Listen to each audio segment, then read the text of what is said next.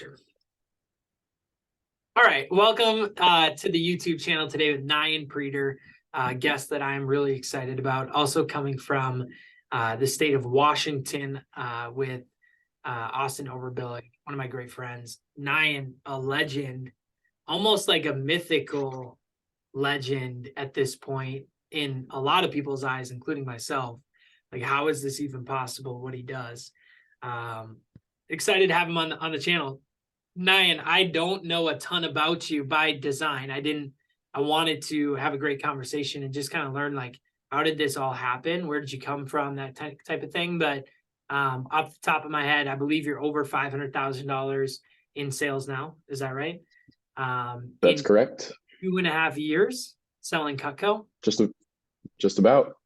So if you could just tell us in 1 minute or less, what's the life story of Nyan Preder, and then transition into the Cutco story of Nyan Preder. How'd this happen? Well, I mean, from a pretty young age, I've been, I think, pretty driven. So I started working when I was like 12. Just had, different jobs, cash jobs. I worked for a moving and installation company for a little while. My goal was always to buy a house right when I graduated from high school. So that's what I ended up doing. So I worked really hard from like 12 to 18, saved up enough, bought a house where I was going to school for college. When I got to that new area, I needed a new job, but I had saved up enough where I had a little bit of leeway in taking some time to decide what would make the most sense in what I was doing. I just happened to get, how everybody does, a random text one day. And they were like, we have this job, sales job, pays, $20 an appointment plus commission, whatever. Saw it, went to an interview, really liked what I heard.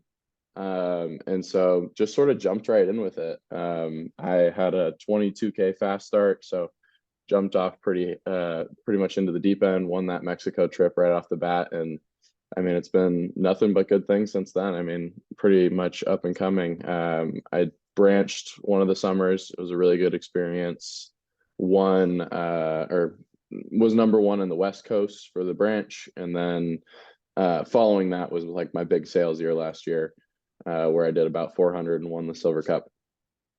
Okay, so let me just recap very quickly. So when you were 12 years old, you started working because you had this end goal of buying a house as fast as possible, and then you bought a house at 18. How did that happen? Yeah. I mean, I did a lot of different things. I think the first thing I did was like selling bracelets at at school, and then also at like what's it called? A skate deck, rollerblading rink. I was like working the concessions and like selling bracelets and stuff. Eventually I started working at this moving and installation company that my dad owns. So I was just doing like, grunt work for a long time, a lot of labor, trying to put in a lot of hours. And one of the main things I think that helped me a lot in being able to save enough was I actually did running start for college. And so I had a lot of extra time on my hands. So when everyone was doing online school because of COVID, I had already been doing online school for the last 2 years so that I could just like work full time. So I was just working a lot. And then I was, running teams when I was 16 and, driving semis and delivering windows and talking with clients and stuff. So I think it definitely gave me a good perspective going into a sales job where I was okay with, talking with different people and sort of selling myself to clients. I think that it definitely helped a lot. I could see how that would help a ton, and just kind of like preparation for how the world actually works, seeing all of that Exactly. customer interaction and stuff. How did the idea of buying a house, like, where'd that even come from? How did that get seed planted? Like, how to do, like, where'd that come from? My dad did the exact same thing when he was growing up. He worked towards buying a house right out of high school. So sort of got a lot of my inspiration from him. Cool. And then do you live in that house now?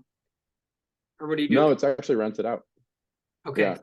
Yeah. So I got the house initially in the same place as I was planning to go to college because I wanted to live there, rent some of the rooms out to like friends and stuff, and then just like have a close place because me personally, never wanted to live in dorms. Did not think that would be a fun experience for me.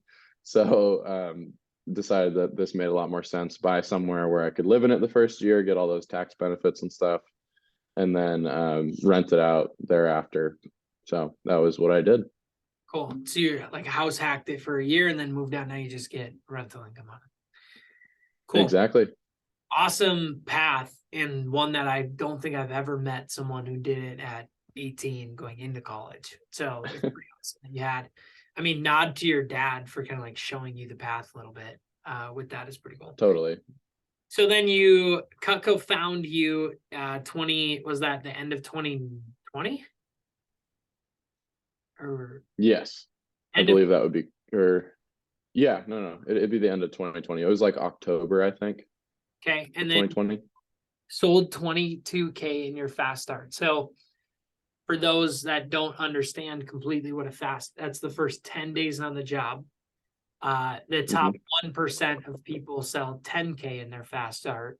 The all-time record in our office, and we have a pretty awesome office, is 15K. Jared Erickson, who's on the channel a bunch. Nine, you know Jared a little bit. Love Jared. Yeah, I love Jared. And this is all-time record, 15K. Nyan had a $22,000 first 10 days.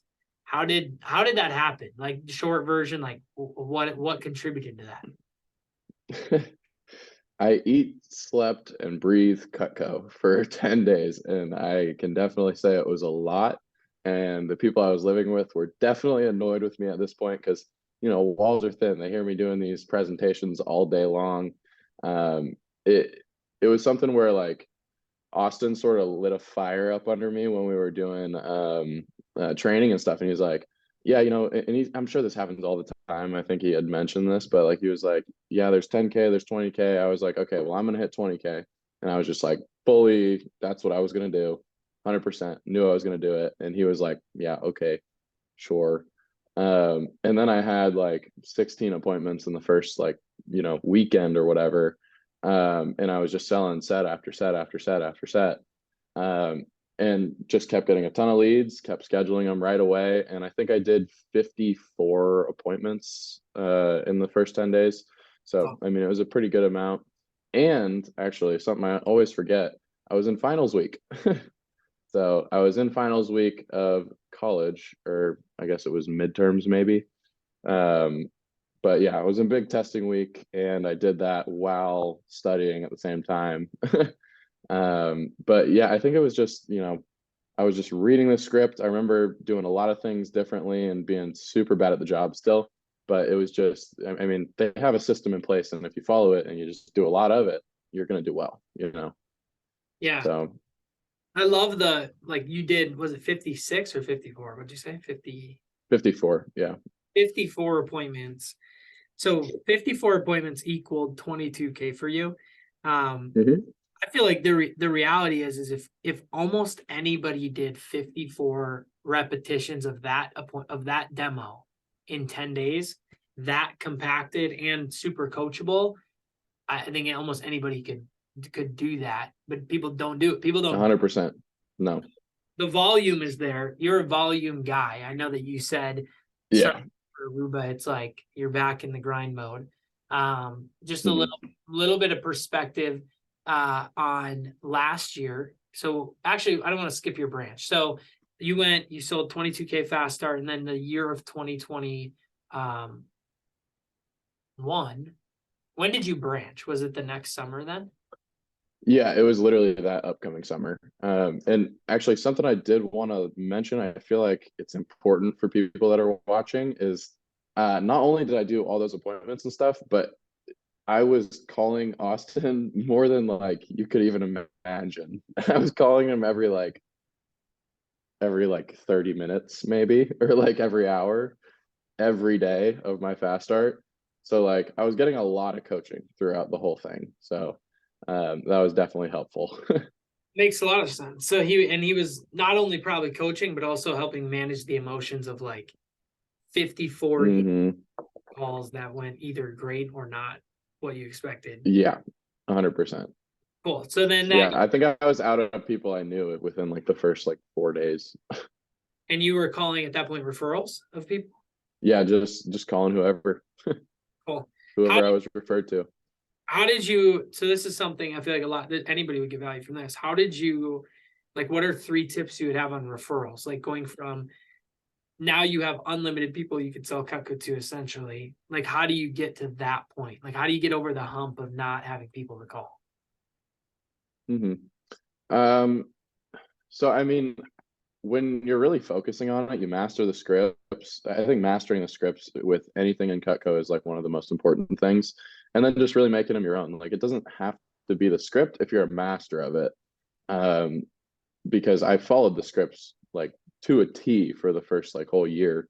So scripts would be number one. I would definitely say making sure to, bring it up multiple times during the demo so that they're expecting it. And I even, preface with this before the appointments that I'm going to be asking for leads so that they just know to expect it. Some people are just ready to give them once I get to that point. And then I think asking qualified questions at this point was something I've leaned into. Asking questions so that I get the right leads has been really helpful so that I'm not calling, 20 people and, 5 answer and I only want to do a call with like, or I only like really like it's a prime suspect with like 2 of them. Asking questions like, who do you know in XYZ place? Who do you know that loves to cook? Who do you know who would buy everything? Like that's a question I've literally asked. And it thins out the herd so that you're getting good leads every time. And then events has definitely made it to the point where I don't need to like like I have unlimited leads. Events has been a big part of that because I get more leads at shows than anyone else on our team right now because I drive it so heavily. And I just, it could be something that's just in my mind, but I feel like I sell a lot more on service calls than I do like at the booth with a specific customer. So certain customers are ready to buy at the booth, and other customers, I find that I sell them a lot more in home. So, yeah, Interesting. events has changed the game for sure. So you've taken the game of you mastered the script of the approach, got good at recommendations on demos, and then when you added the event layer, because you already were good at Rex, it was a plug and play like, well, it's the same thing here. And then you're taking people, either they're buying a ton of Cutco for you on the spot, or they're now a lead that you go show them in person, they buy there. Exactly. Yeah. Cool. Something that any rep, if you're a rep, like if a rep is watching this, working towards hitting that events training and hitting that next layer of what it means to sell Cutco and unlocking these layers of the business that you now have, Mm-hmm. like the fundamentals and then all these layers, and job looks completely different. So I don't want to skip the branch experience because I feel like it's a good, Mm-hmm. that's such a key experience thing that, and you can Yeah. was for you, but why did you choose to run a branch? What was that to you? Like, what was the experience to you? And then after it was done, like, what were some of the, high points and low points of the branch experience? Like, why'd you do it? What Mm-hmm. was it to you? And then like, summarize the experience. Well, I think I did it because everyone else was doing it. If I'm going to be 100% honest, I also, felt it would be a really good experience. I would learn a lot. It's like starting your own business, like for real, like with employees or reps and, getting a group of people together that are going to go out and do big things. So I think that was one of the main driving factors. And then we had at that time, there was like I think 3 others that were branching from our office. And I'm a very competitive person. And so when Austin was like, hey, do you want to branch this summer? I was like, hey, Zane, I'm going to crush your branch this summer. And that kind of just got me excited about it, and just starting something different. Seeing if that path in the business made a lot of sense for me. Hindsight, I really like selling on my own now more than branching, but nonetheless, it was an incredible experience. And I think it did for sure helped me get a lot better at the job. Because like PDI and talking with reps and just going through those common objections so many times that they just become like second nature. You just know how to handle these things.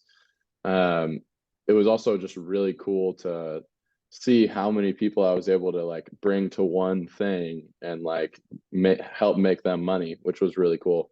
I think we had at our COC, which is the thing that we do at the end of the year for or after summer in Vegas.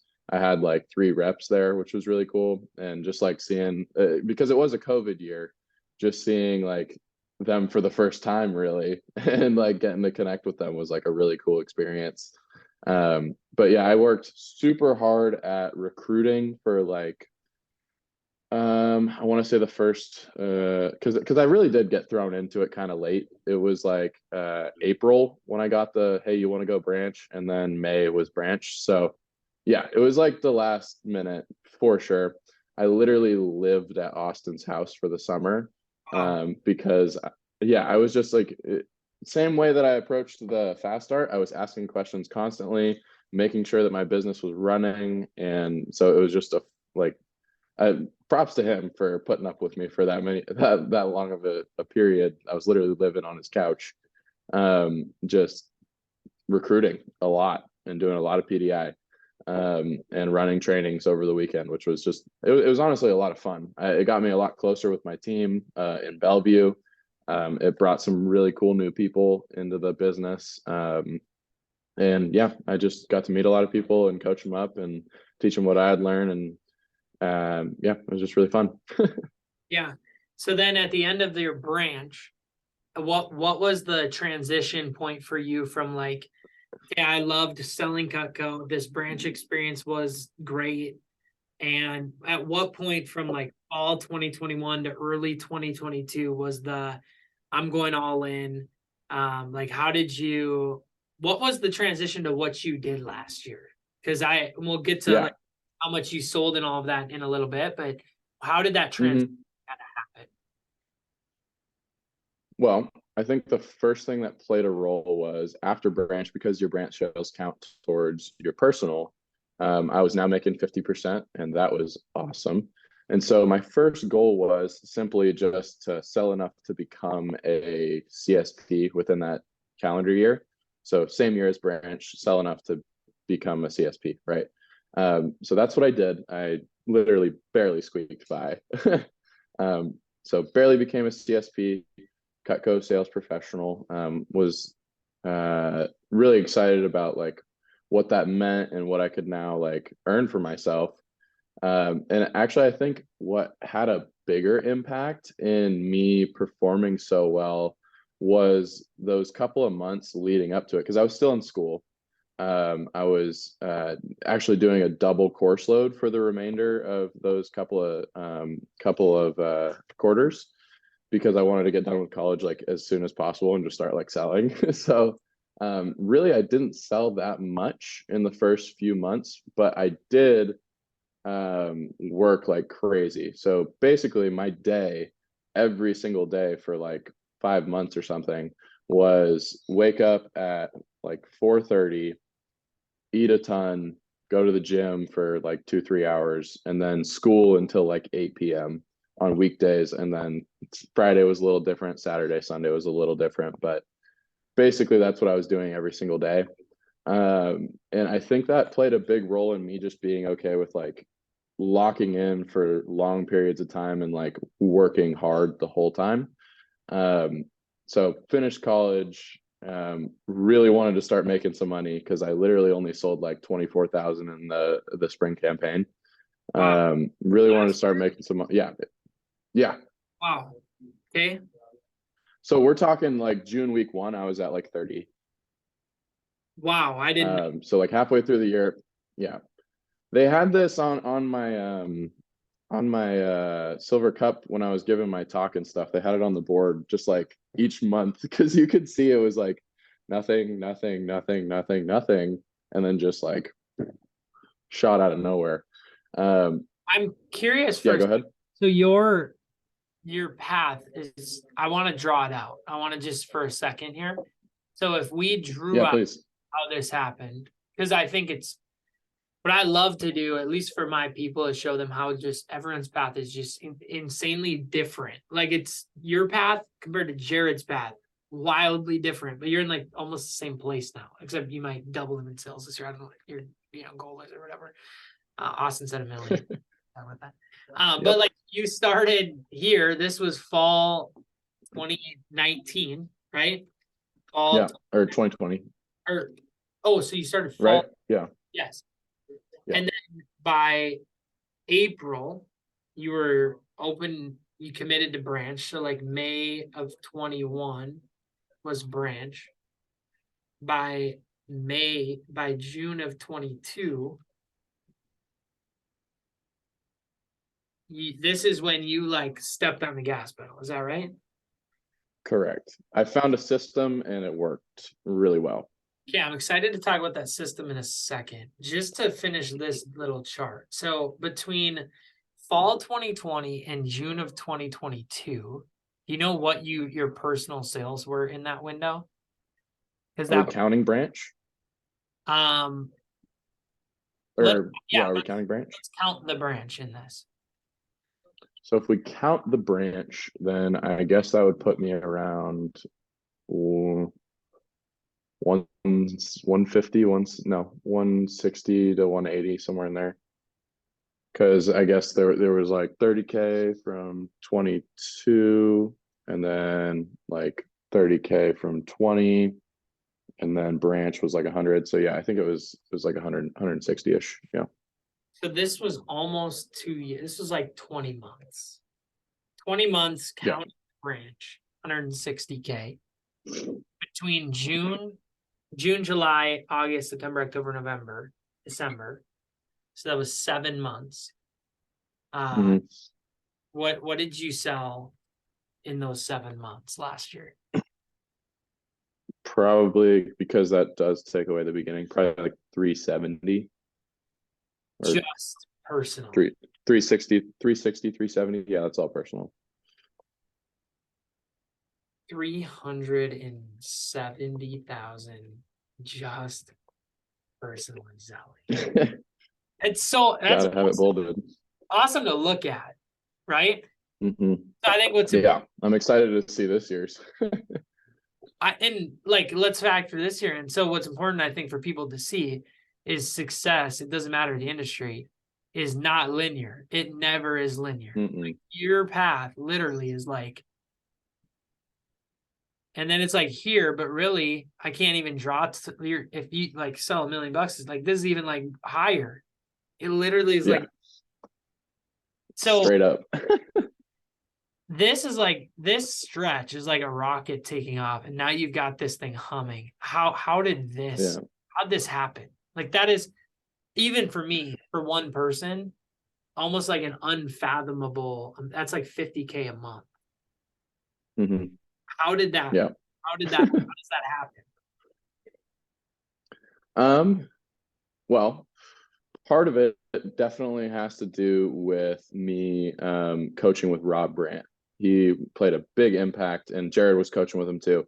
Played a big impact, especially on my average order. I took my average order in that span, and I think that probably started around, May to June. I took my average order on service calls from like 400 to like over 1,000. So that was like a huge game changer. Definitely made me want to do a lot more appointments. And so essentially what I tried to do, and it was a 20-week span there where I had it was 20 weeks or 22 weeks or something like that, where I had an 11K, at least at a minimum of 11K sold every week. And so that's what I got really good at. I just got really good at having 10K plus weeks. And that allowed me to like stay consistent and always sell at least this much every single week and kind of keep me on track for my goals. My goal at the beginning of the year, I think, was like 200. So definitely shot that out of the water. But did you want to know what went into the 10K weeks? Yeah, break that down a little bit. Like what I think even super helpful for anyone who's close to the same, like I'm thinking about my guy Patrick, who's trying to have his first Mhm. K year. Yeah. And I think about my guys like Jared and Juju who are, shooting for 300-400. And then I also think about new Mhm. reps who can't even fathom hitting the newsletter for 10 weeks. So I think this Yeah. is for almost anyone. Like, what Mhm. went to those 10K just consistently just pumping CPO? How's that happen? Yeah, I got very consistent for sure. So this was the point where I got really like involved with the events team, for sure. And so basically what I did, and like I said, I was like extremely heavy on get as many leads as possible at the show. I don't care what you look like. I don't care how long you've had your knives. If you haven't had them sharpened, I'm going to come over and sharpen your knives. And I really made that a point. So basically, on a weekly basis, what would happen is, and sometimes I would have overflow. I would work an event over the weekend. Sometimes there wasn't an event over the weekend, but most of the time I had an event over the weekend. And whether that be a 1 day or a 3 day, it didn't really matter. As long as I had a day to 3 days over the weekend, I knew that I'd be able to schedule the rest of the week with a bunch of service calls. So essentially, if I had 1 day that I was working, I would try and do closer to like 15 to 17 appointments during the week. If I had 3 days, I would do more in the neighborhood of like 11 appointments a week. And I tried to never do less than 11 appointments a week. Basically, I would, you know, direct schedule while I was working the event. So essentially, I would try to get the whole week's appointments scheduled during those 1 to 3 days of the event. And if it was a 1 day, sometimes I'd have to schedule before or schedule a few after. But most of the time, it worked out where all my week's appointments were scheduled at the event because I just direct scheduled them. And then I'd obviously have a few like people that slip through the cracks, and I would just kind of fill them in as needed. And yeah, I mean, I just felt like I never ran out of people to go see, or or because I was working so many events, I think I averaged 13 leads, 13 service call leads per day. So I got my service call average up really high. Like I would literally I'd hear someone say Cutco in the corner of my ear as they're walking by. I would run out of the booth and go get the lead. Like it doesn't matter. Like I would make sure that I would get the lead always. And yeah, well, because my service call average is so high, it's just like, What's the average why would you leave money? for you?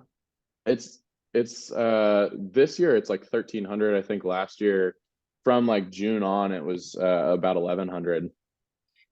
Okay, so I just want to pause for a second on what you were just talking about. So for you, I think sometimes when someone's not on the events team yet and they see the Yeah. events people or the CSPs selling so much Cutco, it's almost like, oh, it Hmm. must be the band-aid to me sucking at Rex and not having people to call. But what I'm hearing from you is it's not a band-aid. Like it's not like this fixed that. It's you were good at Rex over here. And now you've taken that skill set that you cultivate as a rep, and that's Hmm. actually what fueled your explosion here. Is that when you're behind the booth, 100%. it's like a lead collecting spot for you, and the sales. It's Hmm. almost like the sales you're making at the events are just like bonus. Is that Yeah. Well, I've had plenty of big events where I've sold a lot. It's just like there's a distinguish or a, a different distinction between like certain people that come up to the booth. Like there are people who come up to the booth, and for me, I find it's a lot easier to get upgrades from past customers when I'm in their home versus at the booth, just because I can paint a bigger picture for them and kind of show them why it makes sense in a longer time span versus like at the booth when I'm selling to a new, and it's great to have past customers around the booth because you can use them to like, sell to other people. But I try my best when I'm selling to sell to new people at the booth. And with past customers, I like to go and sell to them elsewhere because I find that in a lot of cases, and this definitely isn't the rule, in a lot of cases, past customers will come up with this preconceived notion in at least in my division to only buy like a piece or two pieces because that's just what they've been accustomed to. So when I can explain to them the upgrade program and sort of how that works, it just makes a lot more sense to them because they're going to get all that stuff anyways, right? So I Explaining do it, the exact same. explaining Huh? it to in their kitchen, pointing to the counter, Yeah, saying would go there, that type of thing. yeah, exactly. Yeah, it's just a lot more personable experience, I think. So yeah, that's why I like doing service calls so much. Cool. It's starting to make a lot more sense how this all happened. So I really, just to kind of like wrap this up. So so last year, what did you finish at exactly for the year? Exactly 394. So you finish at 394. I just want to draw the rest of this. I feel like this would make a cool YouTube thumbnail too, actually, now that I'm drawing it out. But if we take like, how do I super quick? I'm trying to erase. So this year, Nyan, what is the goal in 2023? This year the goal is 1 million. So how does that happen? Tell us, how does that happen? Well, it's going to Oh, happen with a lot of wait, 1 second. consistency and oh, go ahead. Yep. Sorry, before you answer, how old are you, Nyan? 21. Awesome. Okay. Now, how does that happen? Yeah. So it's going to happen with daily action, really. Like that's what it comes down to. I have to win every day. It's going to be hard, basically. I mean, like it's not going to be an easy thing. I'm going to be working most of the time. That's why like sometimes, and this might be a personal thing, it's like when we're going on all these trips, it's like, geez, I want to be selling Cutco, you know? But it's good to decompress and have some fun every once in a while. But most of that is going to come from the summer. I've found a few holes in my business in the would that be fall, where I think I can definitely have some improvements this upcoming year. Basically, I'm gonna get on my consistency train earlier this year. I'm gonna sell more each week consistently.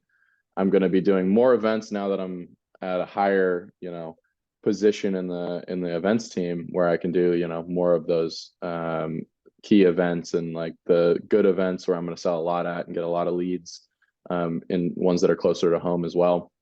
And I think one of the bigger things for me, I think I could have sold a lot more last year actually in November and October. I did not utilize November and October enough. And then our mall program in December sort of hit the fan. It didn't go as planned, and that's just business. That's how life goes. Sometimes things don't go according to plan. So what I'm doing to combat that this year is I think I'm going to be selling down in Arizona with their events team just for those 2 months because apparently their events program during those 2 months is sort of when it's kind of heating up because weather's a little bit less hot in Arizona. So that should be good. That's kind of the plan for me right now. So you have the plan. Like you Oh, have totally. I have a whole, I have a year plan. I'm coaching with Brandon, same as Eric, right? Or Jared right now. And so, he made us do a full year like plan with like weekly goals and all that good stuff. How we're gonna hit them. It's good. It's really nice. So coaching wise, just really quick, you coached with Rob, now you coach with Brandon. Was there any other mentors? Yeah. Austin has been, any other mentors that were in there, like notable, that were either paid mentors or like other key people with that? I think these are the only two that I've really like dove in with as far as coaching. I mean, I've had other people that have had an impact, but as far as like week to week, month to month, working on my success, it's definitely going to be those two. Cool. And I definitely think they bring different things to the table also. So like when you're finding a coach, you really want to make sure that you're getting what you need. So make sure to figure out what that is first. Yeah, what you need in that moment, especially obviously with Totally. Timing's huge. yeah. Last question. So 21, you're going to sell, let's call it, you sell $1 million this year. 50% commission is what a CSP makes. Obviously, that doesn't count the expenses and things like that. So we're not saying you're making exactly 50% of that, but should be a pretty awesome earning year. Mhm. You had some awesome years before this. You bought a house when you're 18. I saw you got a Tesla. I feel like, was that you? I do have one of those. Yes. Okay. Love it. It's great. What is the end goal? Like do you have like, when's the transition point to something else, or what would this something else be? Or like, what is this for you? Yeah. So I find that Cutco is one of those things that you can do for a long time, and it fuels a lot of your other opportunities. Just because, like, let's say I want to go make, I don't know, 10 grand or whatever. I can go and do that really quickly. I know how to do that. I just need to put the steps in place, right? So it's a good fuel for other businesses as well. So I'm planning to, start my own other, companies at some point. I definitely want to get involved in sort of like a family sort of business, so that, when I eventually do have kids, I have something that I can bring them up with, and have them work towards. And I want to, buy properties for my family so that they can all live where they want to, close succession, get my grandparents and a mother-in-law, parents close by, something like that. A lot of land. So you have some big goals. So yeah, I have some big goals for sure. And I don't think they're going to happen overnight, but I'm enjoying the journey. Yeah.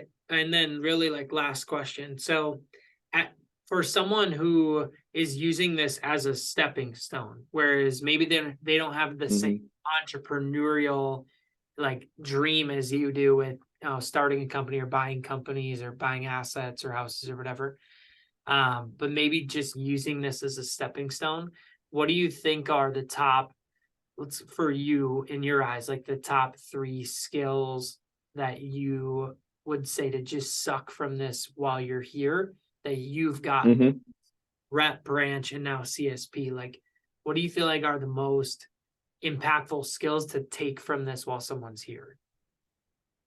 The most impactful skills to take from this while I'm here. Top 3. Got it. First thing I should say is, because I don't want people to get the wrong idea. If you're in this business and you're going to be doing it at a high level, let's say, you should treat it like you're going to be here forever, just because it's good business practice. It's a good way to, lock in with your customers and have those potential forever customers, because it's a forever brand, right? So that was just the first thing I wanted to say, so that everyone knows, like, I'm treating this like it's never going away. But yeah, top 3, I would say number 1 that you get, and it only improves as you do more and more, is just selling yourself. I think selling yourself is one of the biggest things that is going to help me in my future. It's helped me in the past. Just selling yourself is so different than selling a product, because that's one of the opportunities we get with Cutco, is to like sell ourselves. And I think that transfer of enthusiasm is huge, because it can be applied to so many different things. The next thing I would say is just, for me, the biggest thing was like learning how to operate my own business at a high level. And I think doing that through this company has been huge, and it's taught me a lot of different things, from taxes to, just selling and making sure revenue is coming through, to managing different people, to managing my own emotions. So running your own, business, I think, is a huge thing that you can take from this. And then let's see, number 3. Consistency. Yeah, 100% consistency. Just showing up week after week, day after day, and being willing to put in the work to get the results. That is such a great one to end on, is like 100%. When I see what you did last year, like I see the Silver Cup. I don't know where yours is at. Mine's in Arizona right now. When I'm in Washington currently.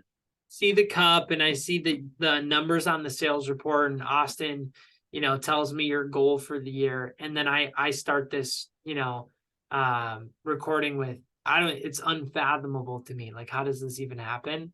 Because really, until it's broken down, it's like what you've done is what anyone who's done anything impressive has done. It's like you put in the consistent grind and the results Yeah. show.